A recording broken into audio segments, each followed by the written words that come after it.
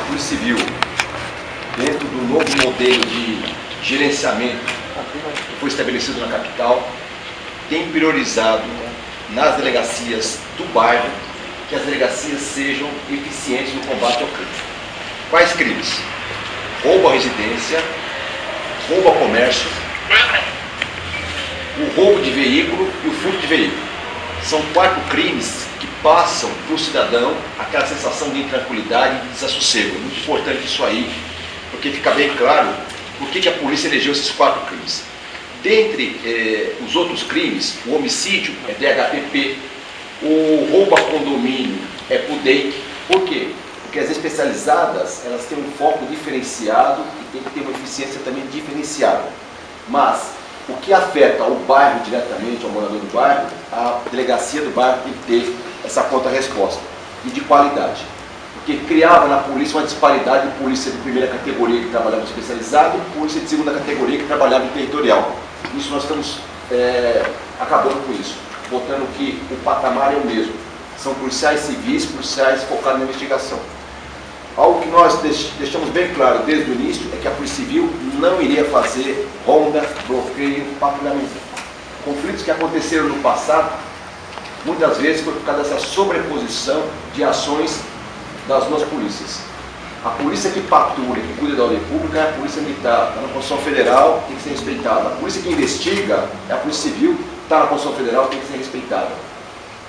Dentro desse princípio, o trabalho entre as duas polícias tem sido cada vez mais positivo. Tanto é que hoje a Polícia Militar faz o boletim de ocorrência que o cidadão comum pode fazer na delegacia eletrônica. A nossa ideia para o segundo semestre é ampliar a delegacia eletrônica, porque o princípio também é esse. O cidadão não pode ser vítima 2 vezes. Vítima do bandido, infelizmente acontece, e vítima da inoperância do Estado. Essa inoperância do Estado é que nós temos que reverter essa lógica e mostrar para o cidadão que ele tem condições de cooperar e a polícia dá uma resposta. Porque o crime, quando ele é pulverizado, ele não impacta a sociedade. A partir do momento que o crime tem uma grande dimensão, que nem um roubo a condomínio, que nem um assalto em um supermercado, um assalto numa agência bancária, que pessoas são tomadas como refém, o impacto é muito grande para a sociedade. Então, a polícia, quando prioriza, não é porque está dando uma atenção para uma parcela da classe social que é mais privilegiada. É exatamente o contrário. Porque num restaurante de classe A maior parte das pessoas que estão lá são trabalhadores. Então, eles também merecem a nossa atenção. E o cidadão que tem todo o direito de ter a hora de lazer. Essa atividade, ela gera uma massa enorme de oferta de trabalho. A mão de obra hoje, que está hoje direcionada para isso, é muito grande. As metrópoles hoje têm essa tendência de ser fornecedores de serviços, terceirização de serviços. Então isso aí não pode ser de forma nenhuma atingido. O principal deles, que foi preso nessa noite, foi um trabalho da primeira seccional, estava em liberdade assistida. Daí que nós sempre reiteramos essa postura de que a sociedade discuta a questão do adolescente infrator. De novo, nós nos posicionamos. Entendemos que não deve haver mudança na questão da minoridade penal. A minoridade penal tem reflexo na questão biológica, na questão psicológica, então tudo isso tem que ser considerado. Mas que a sociedade discuta se a punição ao crime tem que ser revista. Se um adulto comete o crime e a pena é 10, a nossa opinião é que o adolescente responda pela pena 5. Metade da pena que seria imposta para o adulto. Por quê? Porque a penalização criminal, a ameaça de ir para a cadeia é o que segura 99% da sociedade. Aquele 1% que não tem o controle, que tem a compulsão para o crime, ele vai cometer o crime. Mas em contrapartida tem que haver a punição, porque senão passa a pior mensagem para a sociedade, que é o crime compensa e a impunidade impera. É isso que nós temos que evitar. O interessante é que foram recuperados objetos, demonstrando que eles não tinham estrutura ainda de receptadores. Esses objetos que foram recuperados, vários objetos, dentre eles 3 armas do calibre 38, uma arma de calibre 45, que foi roubada de um policial. Só que quando houve o roubo do policial, o ladrão não sabia que tinha dentro da bolsa do policial, tinha a arma dele. E por sorte, porque se descobrisse, talvez o policial não estivesse vivo hoje. E um simulado. E o interessante é que acharam um alvo lá na casa. Um alvo que é a silhueta humana, onde os bandidos estavam treinando o tiro para melhorar. Esse trabalho é contínuo. Muitas vezes nós sabemos que uma questão do crime ser fomentado de uma forma indireta pela própria mídia, não é culpa da mídia, eu sempre defendi isso, acho que isso aí é algo que acontece naturalmente. Mas lembrando só um fato recente, na China, uma pessoa com problema psiquiátrico invadiu uma escola de crianças e esfaqueou uma criança. Foi um trauma na China. E aquilo foi divulgado de forma maciça na China e no mundo inteiro. 2 semanas depois, nem menos que isso, um outro maluco entra numa escola de crianças e esfaqueia a criança. Passou menos de uma semana, um terceiro maluco entra, por quê? Por causa da repercussão. O ser humano é essa coisa que é inexplicável, sempre tem o fator imponderável do ser humano. O governo chinês proibiu divulgação de situações como essa. É algo muito complexo, porque isso cerceia o trabalho da imprensa e tal.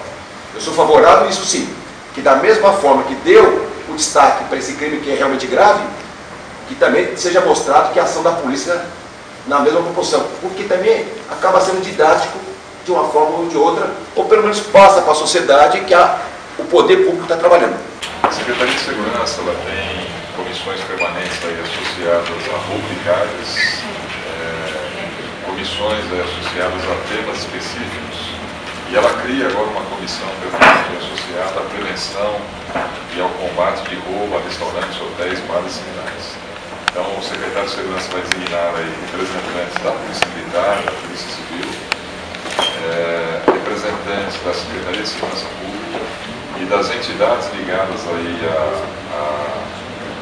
ao sistema de restaurantes, hotéis, bares e similares, e começando já imediatamente aí um trabalho de diagnóstico dos principais problemas na área de segurança que esses estabelecimentos estão enfrentando. Depois vamos passar por definição de um conjunto de estratégias de prevenção e de intervenção de segurança pública e por vários planos de ação. Então, é uma comissão que deverá se reunir inicialmente aí, em períodos semanais e quinzenais, e à medida que as estratégias de transição forem sendo implantadas, vai ter uma periodicidade mensal de reunião, de avaliação, de discussão e de aperfeiçoamento desse esforço. Quer dizer que essa comissão vai ficar demonstrando aquilo que vai ser feito, que vai ser colocado na rua. Identificar a dificuldade e identificar qual é a solução dessa dificuldade. Basicamente é isso? Nós temos vários conceitos que são chamados de boas práticas. Uma delas é aquela associada aí à análise de riscos, à identificação de vulnerabilidades, e que nós possamos, de uma maneira proativa, nos anteciparmos a esses riscos que esse tipo de estabelecimento pode estar exposto. Então a ideia é justamente isso, adotar um conjunto de boas práticas, de padrões internacionais aí, de análise de riscos, de identificação, análise de respostas a riscos que os vários estabelecimentos podem estar sujeitos. E a cartilha vai contar indicações, orientações para que as pessoas possam se prevenir, é isso? Então, vamos aqui a alguns detalhes do plano que foi exposto.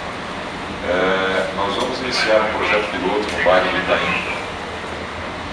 Terá a participação aí da Associação de Moradores do bairro de Itaim. Esse projeto vem sendo denominado de Programa Vizinhança Solidária. Ele tem uma fase inicial onde nós vamos desenvolver cadastro dos moradores dos estabelecimentos comerciais que desejem participar do programa. A medida que se tomou ontem foi uma medida adicional, uma medida de reforço, de policiamento, para demonstrar para a sociedade que nós estamos comprometidos com a proteção das pessoas e vamos aí alocar os recursos no limite da nossa capacidade e sempre que tiver realmente aí circunstâncias de necessidade. É importante que todos entendam o seguinte: nós tivemos de janeiro a junho perto de 19 roubos a restaurantes aqui na capital, para um total de 70 mil estabelecimentos do gênero. 19 roubos para 70 mil estabelecimentos. Nós estamos falando aí de 30 roubos no estado de janeiro a junho para 200 mil estabelecimentos. Obviamente que o trabalho da polícia não é focado a uma única modalidade criminosa, nenhum segmento econômico da sociedade. Nós não tínhamos ontem apenas 390 policiais ou 285 viaturas, contando viaturas de 4 rodas e motos.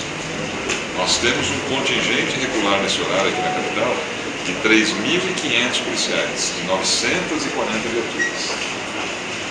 E todos sabem que o crime ele é dinâmico, como é a própria sociedade. E a polícia ela precisa desenvolver intervenções dinâmicas, associadas ao quê? A modalidade criminosa que está se acentuando em determinado momento, a modalidade criminosa que está trazendo mais preocupação ou mais sensação de insegurança para a sociedade. Então, ontem já era previsível, aí, por conta de um dia especial, o aumento da presença de pessoas nos bares, hotéis e restaurantes, e por conta disso a polícia desenvolveu uma estratégia de reforço do seu trabalho. Okay?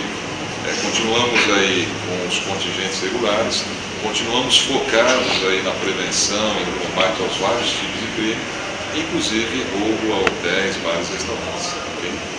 A partir... Por que o crime, o assalto a restaurantes, bares e restaurantes virou o crime do momento? Os senhores veem uma certa organização disso aí, participação de lá, do PCC, isso aí? Não, de forma nenhuma. Como o próprio doutor Marcos Carneiro relatou aqui, são quadrilhas desorganizadas, é aquele tipo de crime que nós chamamos de crime incidental. O que é isso? Pessoas que sempre falam, nós vamos praticar um crime agora. Não tem aquela característica de organização prévia, de premeditação, de um preparo, de toda uma estrutura típica de quadrilha. Como o próprio Dr. Marcos Carneiro relatou, dos 19 presos, 11 adultos, 9 adolescentes, são criminosos de ocasião. E ele mostrou aqui para os senhores, o líder de uma das principais quadrilhas, ele é menor de idade, ele tinha lá, parece que mais de 300 itens que foram auferidos aí em roubos a 4 restaurantes.